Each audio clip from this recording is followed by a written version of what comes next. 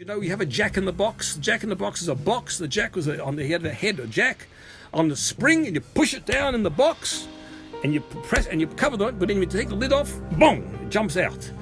Now that's what I think this is too. We are being pushed into a box like a jack, and when the lid comes off, bang, they're going to come out like that. But that bang, psychology is sort of popular philosophy. Psychology is very important. Everybody is. John Maynard Keynes said that every statesman is the slave of a defunct economist. Well, I think in many ways that every culture is the slave of a defunct psychologist. Festival of Rosh Hashanah, the Jewish New Year, and for the first time, and I don't know how long, there will not be a gathering together to pray on Rosh Hashanah, the head of the year. This is a major psychological challenge, but we have to meet it. We have to realize God's hand is in this too.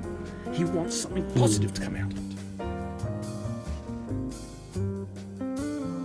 it. So welcome to Frank Talk. I'm Albert Dadon. Today my guest in Melbourne is Rabbi Dr Shimon Cowen. Welcome, Shimon. Greetings and thank you for inviting me.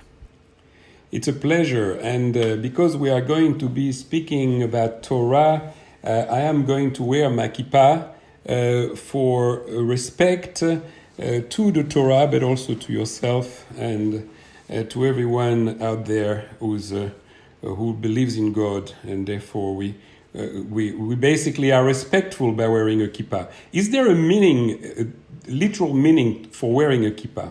Well, the word kippah, you know the expression yarmulke. It's also called a yarmulke. And yarmulke, if you look at that word, a kippah means a covering, but yarmulke is the word ya'arat malka, or yirat malka. It suggests the idea that we're aware, fear of God, that there is an awe of God, that the wearing the covering means that we know that we're in the presence of God, and we want to cover ourselves. We don't want to assert ourselves and push ourselves out in the presence of God. Very good. I have my own explanation, which I've just by meditating, I found this one, and you tell me if it probably agrees with yours. Is that given that the Torah, I think the highest quality that it praises, it's modesty and humility, and I think the highest point, obviously, of the body is the top of your head, and by covering it, I think that is a form of humility. I agree with you entirely. In fact, the intellect is something which can bring us to terrible hubris. It's a very, very precious instrument. In fact, it may be the most precious, apart from the soul, the most precious quality which the human being possesses. But it has to know that it gets its key information, its key foundations from a source which is higher than itself. And that's why intellect, above all, needs humility. I agree with you. So we are here today because you've written a new book. It's Universal Ethics. And before we get to your books, I'd like to ask you a few personal questions. The first one is, obviously, everyone knows that you're the son of the late Zelman Cowen, the Governor General of Australia. And I want to ask you, was your father religious at all? It's a very interesting question. I love my father and I respect my father immensely. And as a matter of fact, this question which you ask now, I asked myself just while I was waiting for his funeral. I was in a very strange situation because my father's funeral was a state funeral. It took 5 days to organize. People were coming from overseas, a whole host of reasons. And this is a very strange period of limbo in Jewish law where you can't do anything. You don't do mitzvahs because you're in the state which is called aninus. But I did have a lot of time to think about my father. And the main thrust of my eulogy for my father was to examine his relationship to God. Everybody knows about his relationship to the fellow human being. That was very special.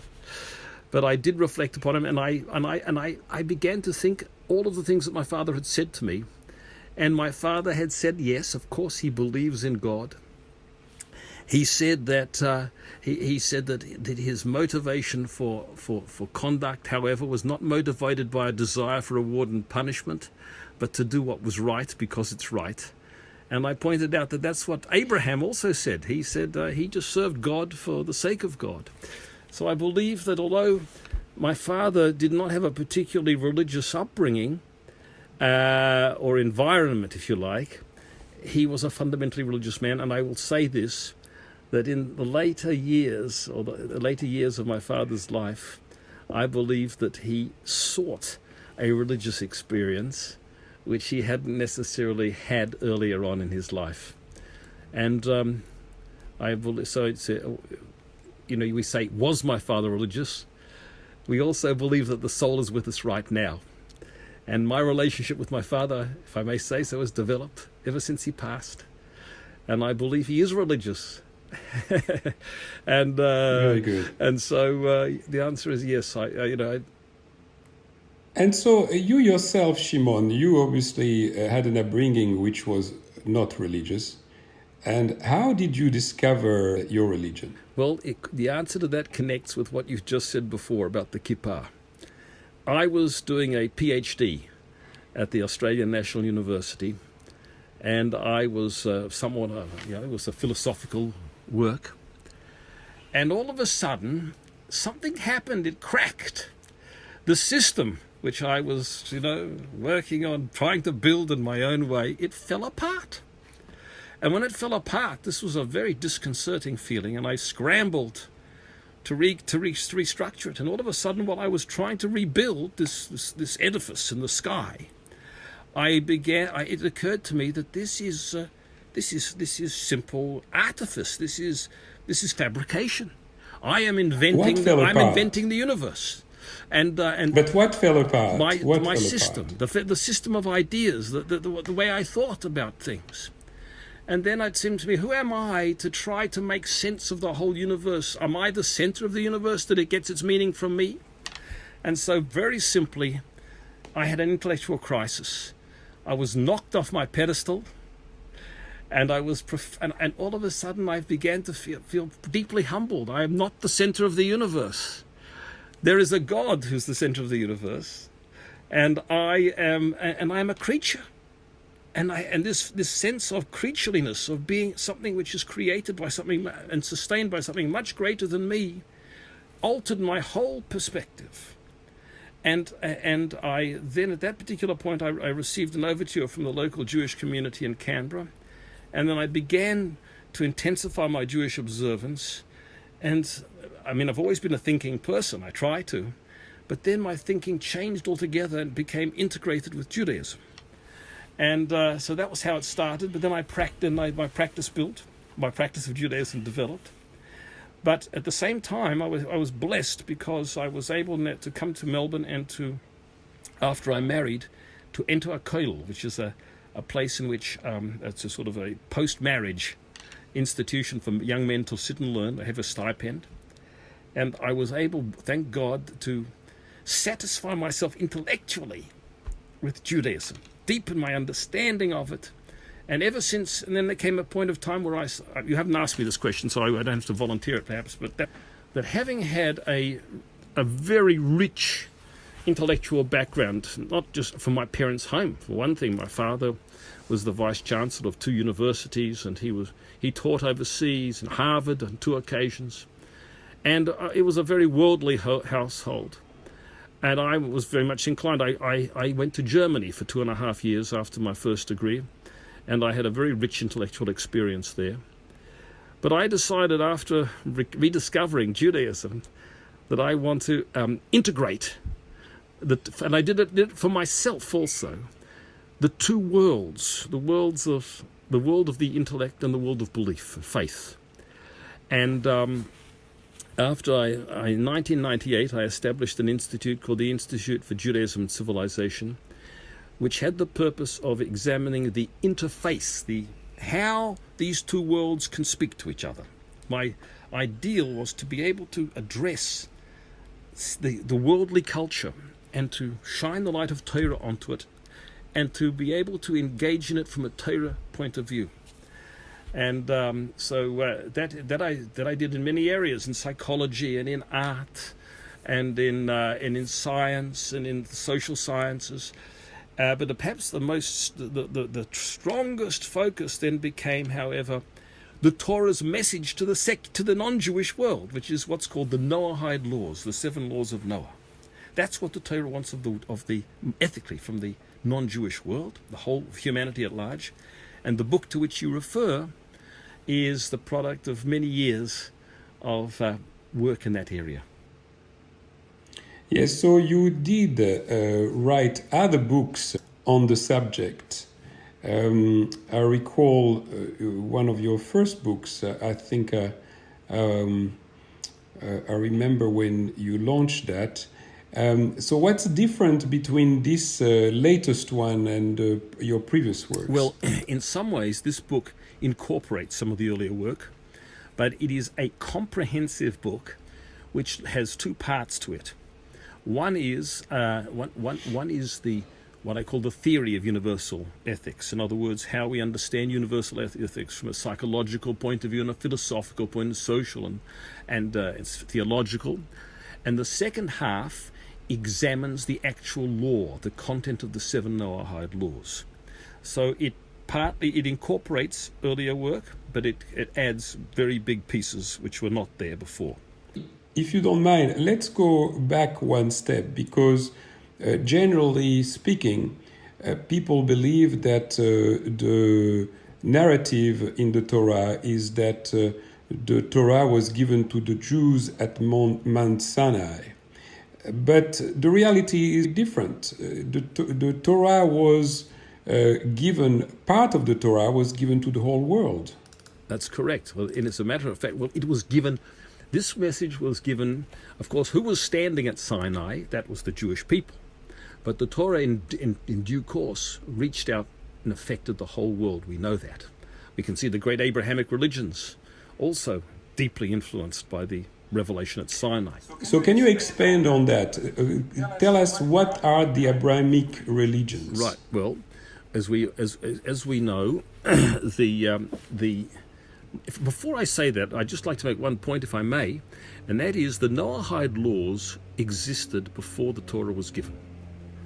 They were given to Noah, to Adam, to Abraham, all of before the Torah was given on Mount Sinai. These universal laws were known, and Noah received the 7th of these laws, and the code was completed with him. At the Torah, giving of the Torah, these laws were reiterated as part of the overall revelation at Sinai. It's part of the 5 books of Moses. And so they get their authority and definitive expression then. But now to answer your question about the Abrahamic religions.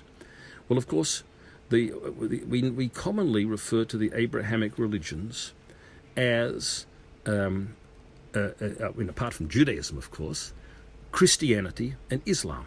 There's no question about it. They all look back to Sinai, and before Sinai to Abraham. They all take their bearings from that.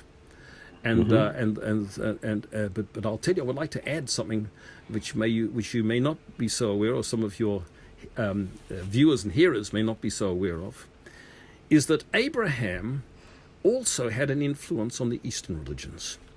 If we look at the Bible, we see that Abraham had a concubine called Hagar, and Hagar was sent away. And after Sarah, the matriarch Sarah, Abraham's wife, passed away, he took her back again, Hagar. Her name was now Hagar is the mother of Ishmael. Exactly, and she was born. Ishmael was born earlier. After he took Keturah or Hagar back, he had another 6 sons, and it says that he sent these sons off to the east.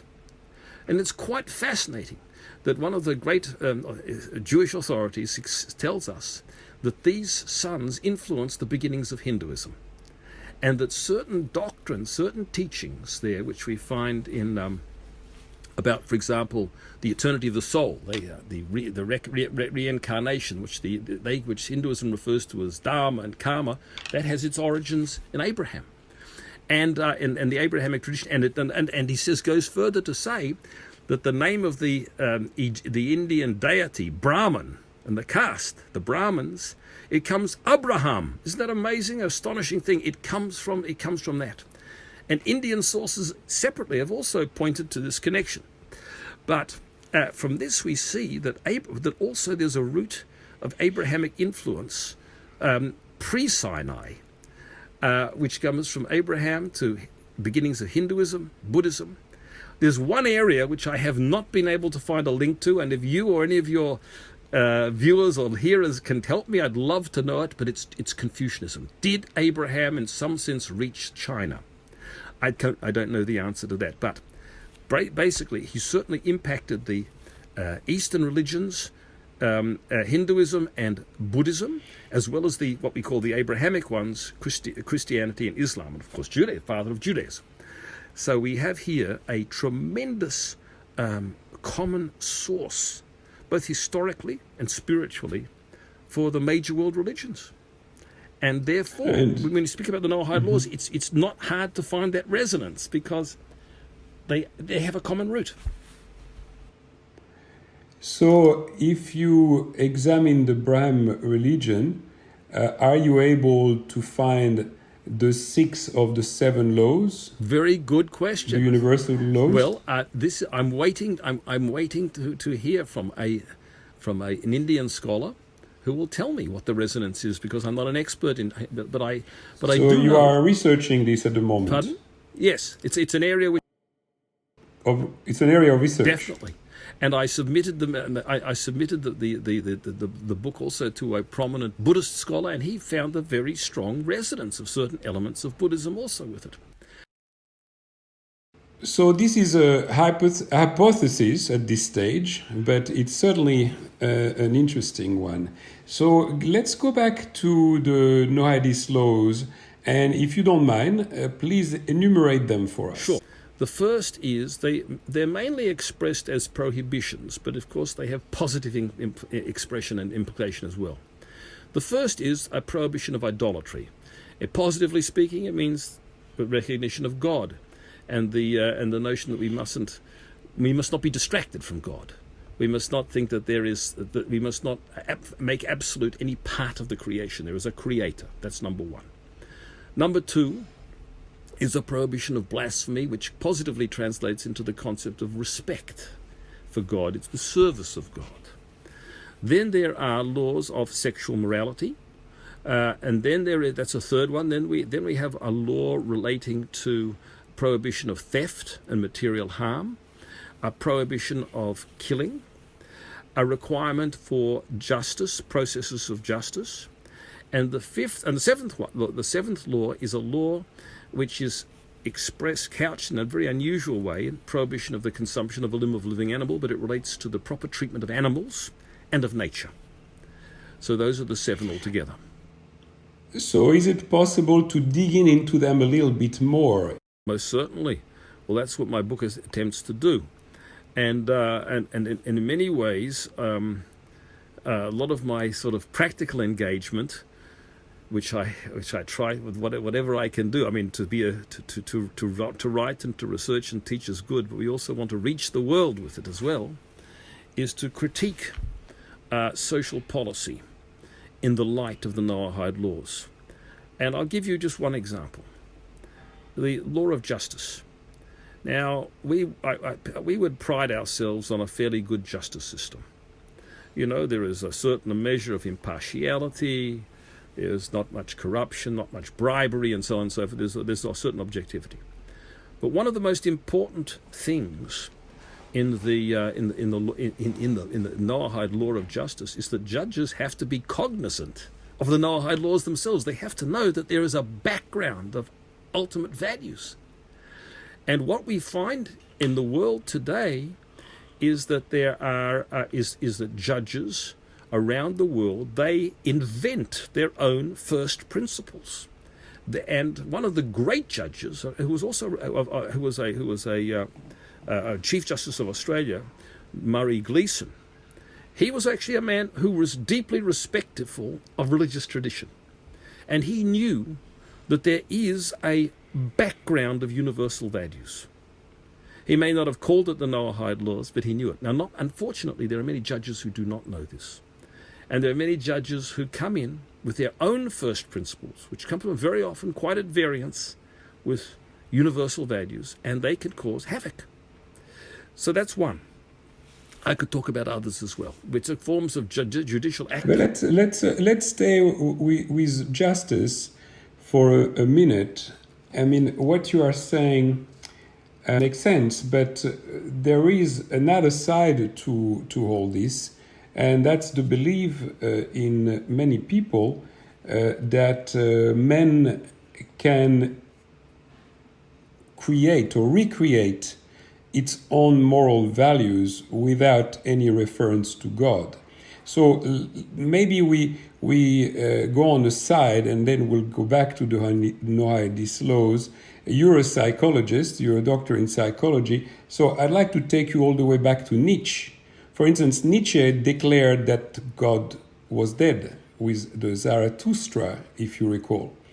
And that was, in his interpretation, a way to say that from now on, man was taking its own responsibilities. What is your view on this, and how do you think that has affected the point where we are today? I mean, there's many other areas of philosophy that has affected, for instance, the postmodern era, the deconstruction of every single value and system.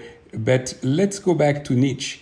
That idea that God is dead, now man prevails and man can bring on his own principles and without any reference to God. Have you explored that? It's a very good question. Well, the concept, when we pose it as a dichotomy like that, God or man, I believe that's a false dichotomy. And I'll tell you why. Because let's ask, the word man, we mean the human being. If I may, I don't know if this. I'll go back to the old-fashioned tech terminology, and people will forgive me for any lapse in political correctness. I mean, of course, the human being. When I speak to you, and I use the word man. This thing is like this. The question is, what is man? If we say that man is just a reasoning being, and a person with feelings and a faculty of intellect, then you could say, yes, okay, we have a question whether we should accept a God, a divine authority, or whether the human being of his or her own accord should be allowed to think independently. However, I believe that is a very inadequate description of what the human being is. Because the human being is not just an intellect and not just feelings and emotions, but I believe that the human being actually possesses a soul. And this soul is as important a part of the human being as the intellect or the emotions. And whilst this concept of the soul may be deeply repressed in contemporary culture and repressed in popular consciousness, the reality is, in my view, is that when we engage in a process of self-transcendence, we discover within ourselves a soul. And that soul is a microcosm of God. In other words, it is naturally resonant with the divine. And so therefore, it's not a question of man or God. It's a question of, do I have a soul or do I not have a soul? Because if I have a soul, then there's no conflict. So the conflict's gone.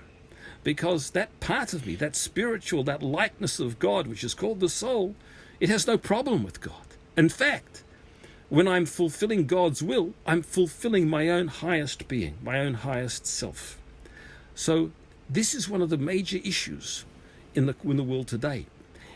The eclipse of God goes together with the eclipse of the soul. If we don't know that we have a spiritual dimension, a higher sense, then it's quite easy to say, okay, there is no God.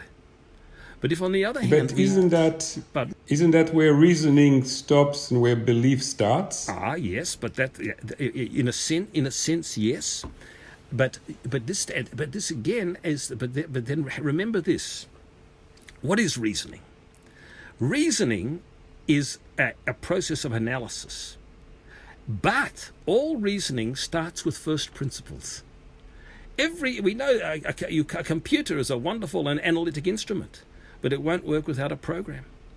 Similarly, the intellect ultimately comes back to its first assumptions. Marx had a view of how the world is. Freud had a view of the way the world is. Everybody starts with basic assumptions, and they are beyond intellect. They are somehow affirmed or believed. So yes, you're right. There is an realm. Belief stands above, separate from intellect, but intellect can't do without it. And the question for intellect is, what beliefs will intellect begin with? Will it begin with a view that there is a God? Or will it begin with a view like Marx, there are only atoms. That's all there is. In other words, with what belief do we start?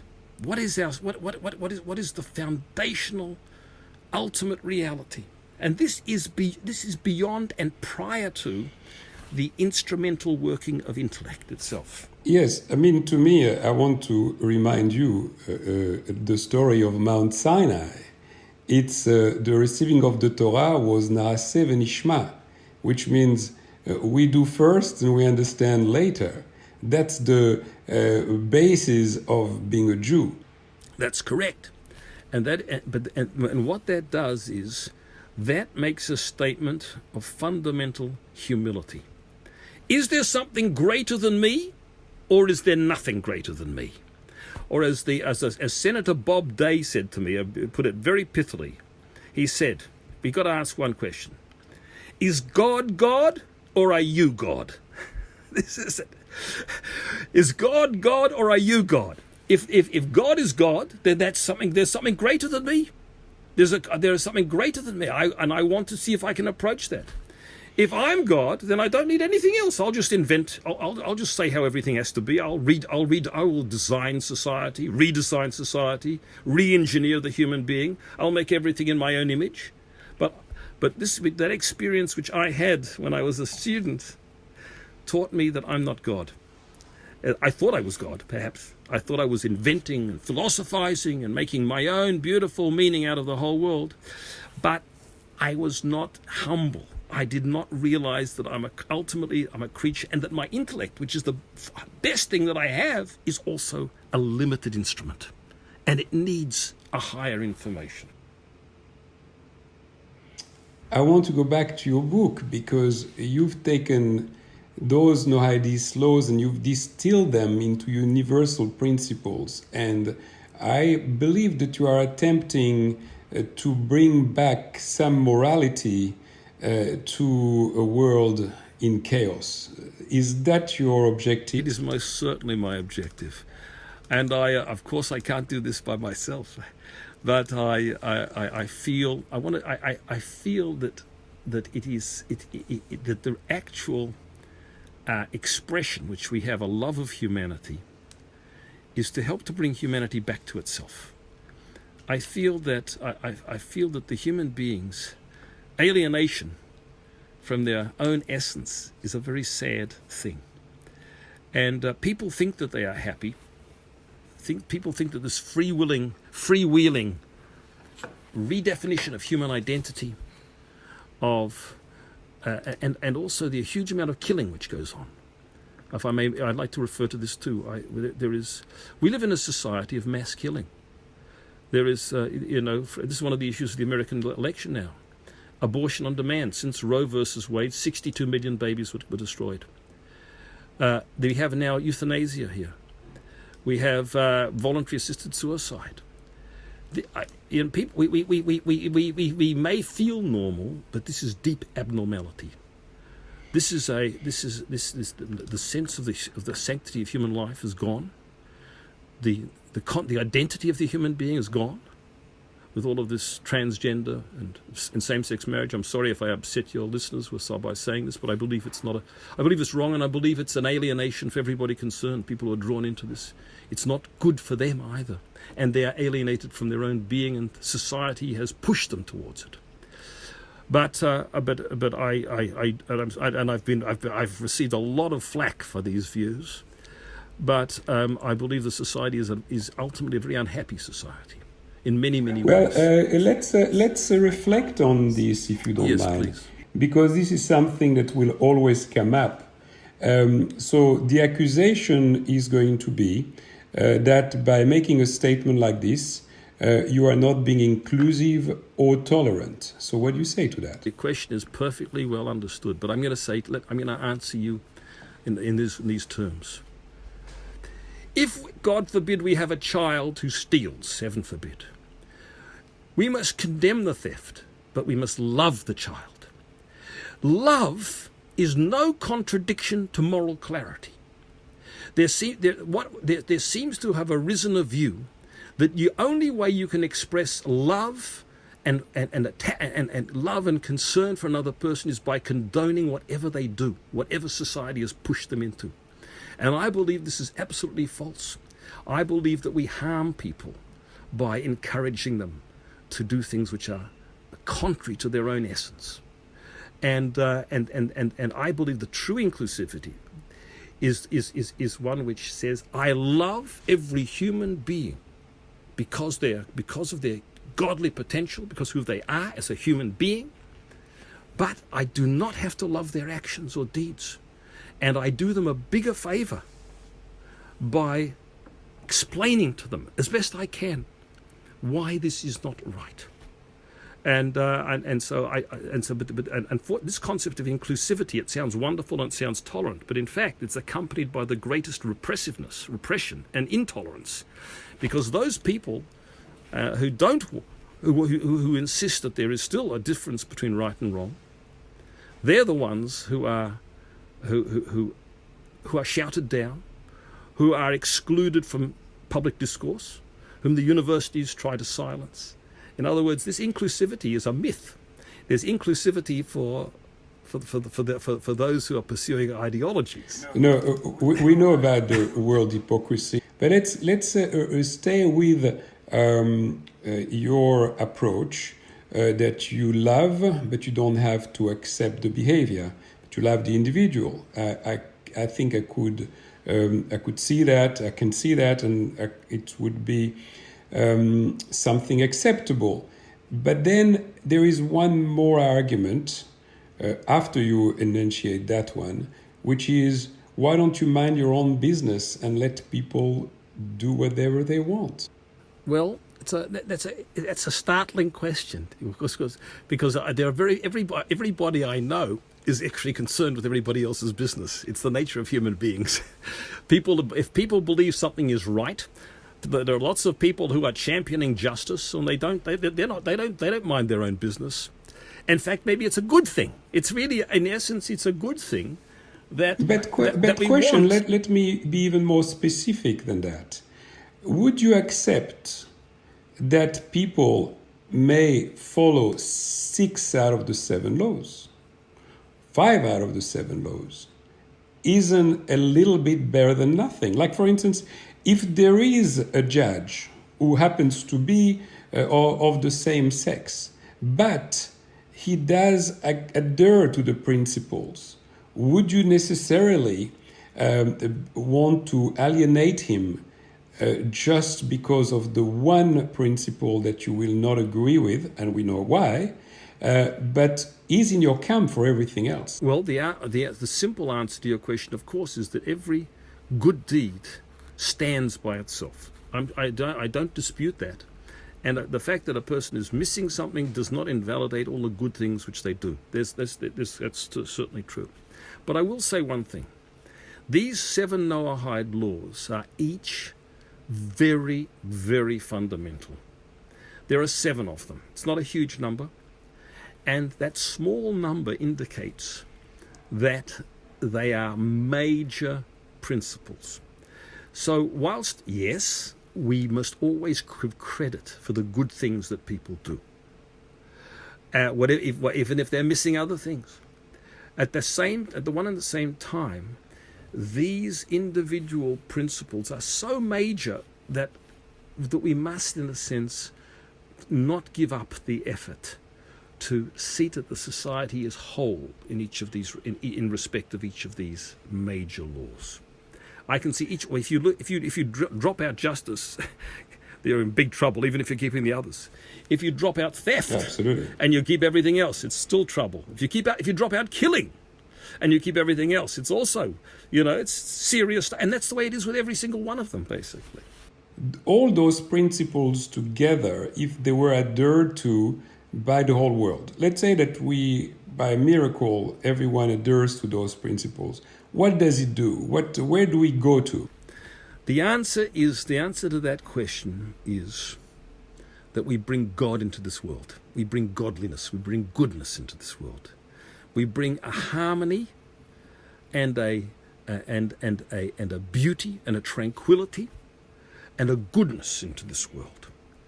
This is something which perhaps may sound strange to many ears, but one of the fundamental questions as we approach the Jewish New Year, Rosh Hashanah, the head of the year, why did God create this world? And the answer which we have in our tradition is that God created this world because he wanted to make a dwelling place for himself within it. There's no greater goodness that a human being can bestow upon humanity than to manifest himself within this world. A world without war, a world without suffering, a world without sickness, a world without conflict, a world of harmony, a world of decency and justice and goodness. This is in other words, we want to make this world a godly place. That's basically what it is. I can't think of any higher good for the human being than that godliness. So whether people agree with the principles or not, they all have to agree that the aspiration of what you're trying to achieve is fantastic. So let me ask you, your books have been endorsed amazingly by such a wide variety of people. Can you take us through? Well, even before I received any endorsements at all, already in 1991, the United States Congress enacted what was called an Education Day, and the preamble to that Education Day proclamation was a statement that the Congress acknowledges the 7 Noahide laws as the bedrock of ethical bedrock of society from the dawn of civilization. So that's already... Is that an act of Congress? An act of Congress. So then it's still valid today. It's still up there It's today. on the books. It's on the books. And then I was fortunate enough over years to get an endorsement from an Australian Governor General. It was after my father. But before we go there, in 1991, that was just before the Rebbe's passing. Was that his work? Yes, it was his work. It was the work of his emissaries. And therefore, we haven't said that from the beginning, but you, of course, you're a Lubavitcher. That's correct. I am. I am a Lubavitcher. And therefore, you follow the Rebbe, and you therefore followed in his footstep to continue that particular area of his work that he considered very important. Definitely. Well, in fact, this was not the Rebbe's novelty. And already Maimonides, 850 years ago, or whatever it was, wrote in his code, his code of law, that Moses had already given the instruction to the Jewish people to disseminate the Noahide laws throughout the whole world.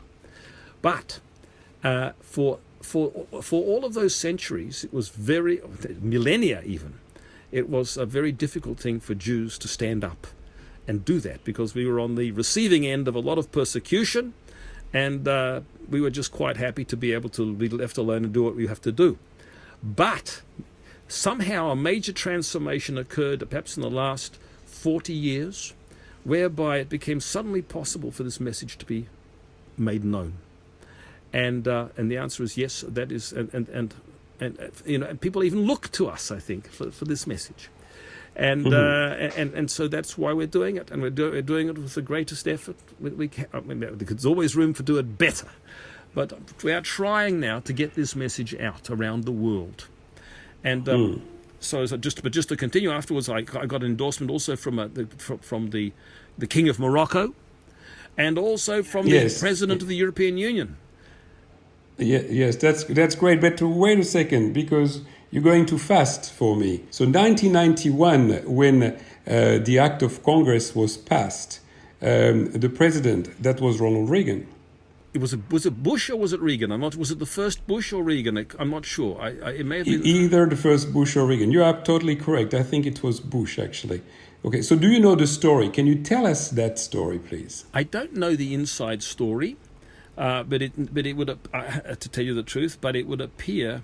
I mean, the Lubavitcher Rebbe obviously had made many efforts through his. So I'm going to call on my friends in the United States to actually investigate that story, because it's one that really deserves to be known, because most of them wouldn't even know that there is an act of Congress in the United States that has adopted the No Hadith laws. Has Israel adopted the No Hadith laws? I don't know, to tell you the truth. I'm not aware of an act of the Knesset having done that. That's another mission for you. Indeed, it is. If anyone can help me, please let me know. Yes, well, a lot of Israeli friends will watch this, so they know what to do, hopefully. Okay, I'll let you continue. So you had the King of Morocco. I actually saw a letter from his advisor, André Azoulay. Yes, we met him. You know that in 2010, I went there with a delegation. We were invited by André Azoulay, by the Kingdom of Morocco. And at the time I was in Israel with the dialogue, and they thought maybe you guys can come over. We had a few ministers with us, a few people from the opposition, and go to Dakhra, which is the southern point of Morocco, where there was still this fight with the Polisario. So that's what we did. So we arrived in Morocco. They dispatched a Royal Air Maroc flight where a lady actually was the pilot. She took us all the way to Dakhra. We spent a few days there. That was quite incredible. And then we went to Rabat, and we sat with Mr. Azoulay, and he was very courteous. That was a great trip. We all remember about this very fondly. That's a by-the-by story. Nothing to do with what you're reporting here. But, okay, so you've got Azoulay, you've got the President of the European Union. Who is that? That was, in that time, it was in, I think, 2014. It was Herman Van Rompuy. As we know, there are two presidents of the European Union. One is the President of the European Parliament, and the other is the upper house. It's called the President of the European Council, which is the Council of States. It's like an upper house. He was the President of the Council. And I made a special study of his work. He was a religious man, and I approached him. Thanks to, and I must say, you gave me some very good tips on how to approach him. I acknowledge that. But he wrote me a very enthusiastic letter, quite openly embracing the Noahide laws. That's fantastic. It really is. So, would you like to give us some other insight about the book? Well, the book, I can tell you, has just come out in Spanish. It's been published in Spanish. And we're looking to try to make some launches in South America, and if anybody can help us with that, that's wonderful. It's been printed in Ecuador. It can be ordered from Amazon, and the point is to reach other cultures.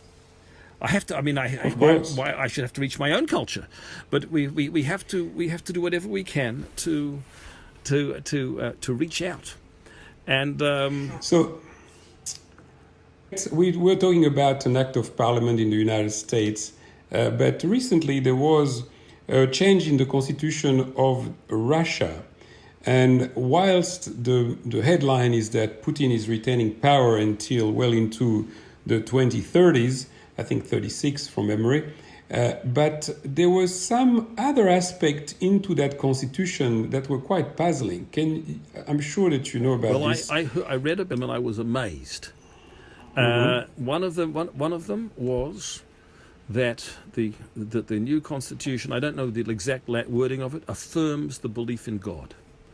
Now, this seems to me to be a tremendous statement. I mean, the God does appear in the preamble to the Australian Constitution, and also, of course, it's there in American fundamental documents. But that's in Russia. That's after 70 years of communism, and so on and so forth. Another statement which I felt was very important, and as once again I risk my popularity with your listeners, but it affirmed that marriage is between one man and one woman. I'm sorry if I upset anybody, but I believe that's the biblical point of view. But at all events, this was an amazing thing that a former communist, the center of the communist world, the most materialistic philosophy, that here we see the resurgence of the human soul. And it's not only there, it's in Poland, it's in Hungary. And as a matter of fact, it was Herman van Rompuy himself in his book, he says, if you want to find religion now in Europe, you have to go to Eastern Europe. Western Europe has become dry. It's eviscerated, spiritually eviscerated. And whereas it's the East which sampled the materialistic void for decades, there you find the human spirit awakening again. Very interesting thing. Absolutely. Shimon, I know you've got many contacts with the Muslim communities. You meet imams, etc. So tell us on the intersection between Judaism and Islam. How are things? Well, Islam is basically a Noahide religion. There's no question about it whatsoever. It is I would say that Islam would. We're not speaking about something like ISIS, which I think is utterly deviant, and I'm sure that most Muslims would say that is it's a perversion of Islam. Because it advocates the killing and so on, it's terrible. But at all events, there's no question that Islam is a profoundly monotheistic religion. And it also would largely, I haven't made an exact study of it, but would strongly resonate with the Noahide laws. Who are you meeting in Victoria, for instance? I have there were various interfaith groups which met in order to try to defend common ground when there was all sorts over the last 16 or maybe the last 12 years particularly, there's been a lot of radical social legislation, and the faith groups, Christian, Jewish, and in Muslim, came together to try to defend common principles, which I think you could describe as Noahide principles. The Noahide laws are the common denominator, the root values of the world faiths, and these came out. So I had to deal with Catholic priests as well? Yes, most certainly. And the Protestants, of course. I'm talking about Christians, actually, in general. Yes, that's certainly. No question about that whatsoever. Shimon, I remember some years ago when I first met you, you were doing some fascinating work coming out of research about a meeting that took place over 100 years ago between the Rebbe, who was then the father-in-law of the last Rebbe, and Freud. Do you recall? Certainly, I recall that, and I remember you and your son at that seminar, and you helped me. You filmed it. 14 years old Jerome filmed it. He's now 35, so that's a while ago. There you go. At all events, this is actually an extremely important encounter, and the reason, in a nutshell, is that Freud, we understand Freud as the great anti-spiritual psychologist. And yet he met with one of the great rabbis, one of the very greatest rabbis of his generation. And that encounter is deeply significant. I've studied it and I'm writing about it. As a matter of fact, I have a book on that topic. And whilst I can't go into all of the details now, what I would like to say is that there are very strong ingredients in the work, even though Freud we assume is the negation of the spiritual, but there are very important elements of Freud which can be integrated with the spiritual, and in fact these were brought out in this particular encounter. So, just like we know that psychology is sort of popular philosophy in a way. Psychology is very important. Everybody is. John Maynard Keynes said that every statesman is the slave of a defunct economist. Well, I think in many ways that every culture is the slave of a defunct psychologist. So whether it was Freud or something like that, Freud is very important. So it has had a huge impact on civilization, in many ways a negative one. If we can now show that Freud's work can be integrated into a spiritual view of the human being, then that is something very, very special. And that's where this encounter leads. So, Shimon, we are obviously in the state of Victoria, Australia, a state of confinement, a very oppressive state right now, unfortunately. Can we reconcile what Dan Andrews is doing in terms of the claim of saving lives and the no hadith laws? But before I give it to you, I want to put it into a little bit more context. I don't know why this is a problem in the whole world over, that suddenly people who have this illness, COVID-19, should not have this illness. At all costs, we should avoid them dying from this illness, and they are counted very separately from all other illnesses. So, for instance, in Australia, we get 450 deaths per day. A few of those are about COVID-19. I don't know how many are from cancer or from road accidents or from any other source, but only those who die from COVID-19 are named by the Premier on a daily basis. God forbid they die from that illness, and it does not matter what cost to actually eliminate that risk. The economy can be sacrificed. It's not the case for cancer. There are drugs in cancer that doctors will think twice of giving them to you because they are too expensive. But if it comes to COVID, there is absolutely no end in sight in terms of what needs to be spent in order to get there. So it seems to me that governments forever, since the beginning of time, had to deal between risk and human life. That is always the case. When you drive a car, you're taking a risk. When you cross the road, you're taking a risk. It's a risk that you are prepared to take, that you calculate. But when it comes to COVID-19, it's not a risk that anybody should take.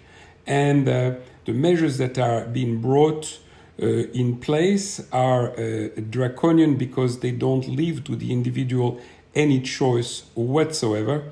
Is there a moral justification in the way that Victoria is approaching this crisis? There could well be one, but I'm just unable to tell. What about you? First of all, let me say this is a very difficult issue. I do not have a understanding of the mechanics of combating a pandemic.